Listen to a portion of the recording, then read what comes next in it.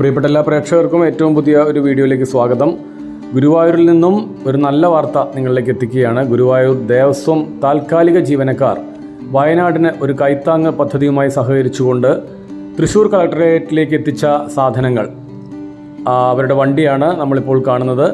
ദുരന്തഭൂമിയിലേക്ക് ദേവസ്വത്തിലെ താൽക്കാലിക ജീവനക്കാർ കൊണ്ടുവന്ന സാധനങ്ങൾ തൃശ്ശൂർ കളക്ടറേറ്റിൽ നിന്നും കൃത്യമായി അത് വയനാട്ടിലേക്ക് എത്തിച്ചു. സമയം കഴിഞ്ഞിട്ടാണ് വാഹനം എത്തിയതെങ്കിലും കൃത്യമായി അത് വാങ്ങിവെക്കുകയും ദുരന്തഭൂമിയിലേക്ക് കൊടുത്തുവിടാനുള്ള നിർദ്ദേശമുണ്ടാവുകയും ചെയ്തു. ഈ നല്ല വാർത്ത നിങ്ങളിലേക്ക് സമർപ്പിക്കുന്നു.